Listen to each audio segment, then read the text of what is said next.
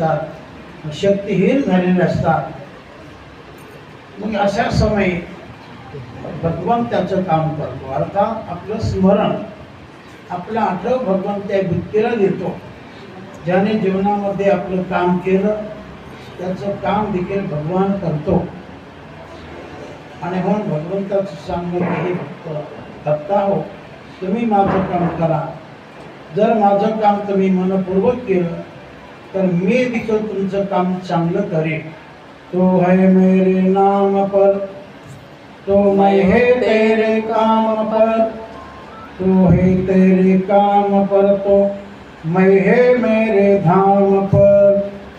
जर तुम्ही माझं काम केलं तर मी देखील तुमचं काम चांगलं करणार. आणि तुम्ही जर तुमचंच काम करत राहणार तर मी मात्र स्थान माझं सोडणार नाही. असा भगवान आहे. भगवान कसा तर जसा आरसा तसा. आरशाला नमस्कार केला तर आरसा देखील असा नमस्कारच करतो. आणि आरशाला बुक्का दाखवला तर आरसा देखील तसं दाखवणार. तसा भगवान आहे. जसं आपण भगवंताचं काम करू तसं भगवान देखील आपलं काम करत असतो. तेव्हा अशी स्थिती जीवनामध्ये प्राप्त होण्यासाठी, कारण या मृत्यूला झाकले घटीचा दिवा, नेणो काय झाला केधवा, या रीती जो पांडवा ध्येय ठेवी. जो आपलं शरीर चालता बोलता सोडतो ती खरं मरण आहे. मंगल स्वरूप मरण आहे. देवचिंतनात, संत चिंतनात, चांगल्या विचारात मरण येणे फार दुर्मिळ असतं.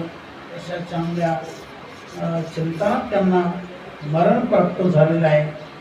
याला मंगलमय मृत्यू असं म्हणतात. हा गोड असा मृत्यू आहे की यादसाठी केला होता त्रास आणि शेवटचा दिस गोड झाला. आता निश्चिंतेने पावलो विसावा आणि कुंटली धावा कृष्णेची. कौतुक वाटे झाली या विसाची, नाममंगळाची तेने गुणे. माणसं कशाचंही कौतुक करतात, कशाचंही कौतुक करतात.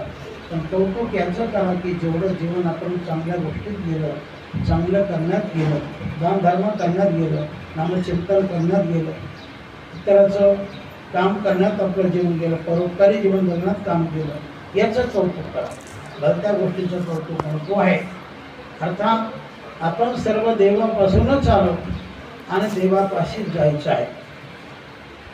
जर ज्यांनी नामचिंतन केलं ते देव स्वरूपाला प्राप्त झाले. पण असे कोण झाले? काही नाव तरी घ्या. पापी जामे